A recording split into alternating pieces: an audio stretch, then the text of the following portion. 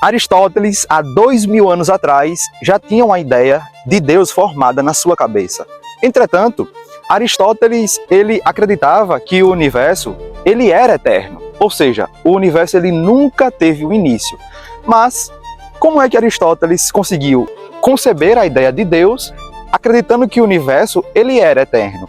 Ainda assim, Aristóteles, sem Bíblia, sem Jesus, sem nenhum tipo de conhecimento dessa forma, ele imaginava a necessidade de se acreditar em um Deus. E hoje, neste vídeo, eu quero convidar você que está me assistindo para a gente entender de uma forma mais profunda como Aristóteles ele concebeu profundamente a ideia da existência de Deus.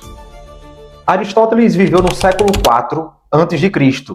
Foi discípulo de Platão, mas corrigiu várias ideias do mestre. Ele acreditava que o universo não teve um começo, ou seja, o universo ele sempre existiu. Mesmo assim, ele percebeu que precisava existir uma causa primeira, algo que movesse tudo, mas que não fosse movido por nada. E guarde esses conceitos, porque essa ideia de Aristóteles é muito mal compreendida nos dias de hoje.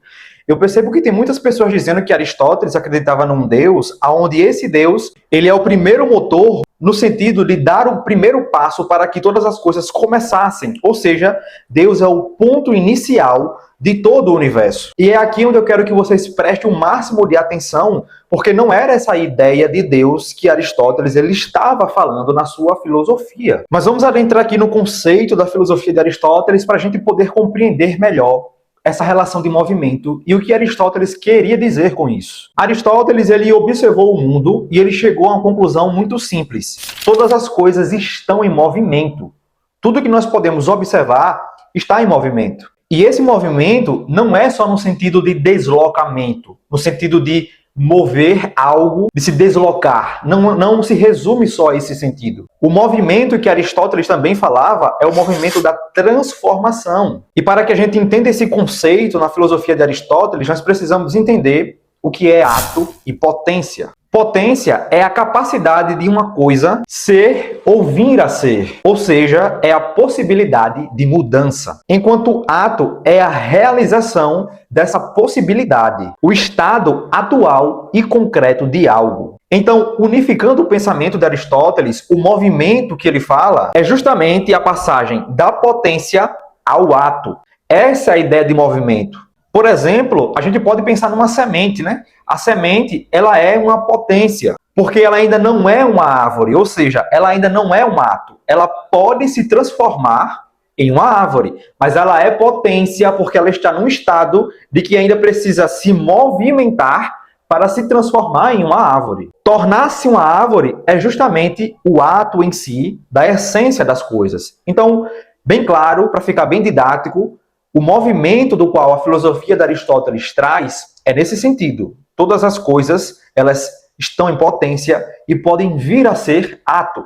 Eu, por exemplo, era um bebê, eu estava em potência, mas eu estou crescendo, estou sendo adulto, então eu estou em movimento para o ato da minha essência. Para que não fique nenhuma dúvida, eu vou dar um exemplo ainda mais simples para a gente entender isso de uma vez por todas. Um bloco de barro, por exemplo, tem a potência de se tornar em um jarro, ou até mesmo em uma escultura. Então, eu espero que isso tenha ficado muito claro. O movimento é a passagem contínua da potência para o ato. É isso que Aristóteles ele quer transmitir quando ele fala que todas as coisas que nós podemos observar estão em movimento. Tá, beleza, tá ficando muito abstrato, mas o que é que isso tem a ver com Deus? É aqui onde entra.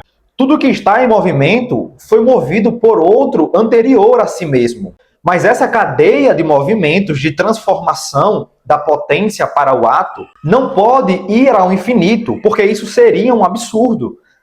Aristóteles ele diz que ir ao infinito não é possível, logicamente, porque se assim fosse, nunca haveria um primeiro movimento. E é justamente aqui onde a gente começa a adentrar sobre o argumento de Aristóteles, do qual ele chama de motor imóvel. Vejam, se tudo que se move precisa necessariamente ser movido por outro, então necessariamente precisa existir um motor que põe todas as coisas em movimento, mas que ele mesmo não é movido por absolutamente nada. Isso é o que Aristóteles ele vai definir e chamar de motor imóvel, algo que coloca todas as coisas em movimento, como já expliquei, do ato à potência, mas que ele mesmo está fora dessa cadeia de movimento.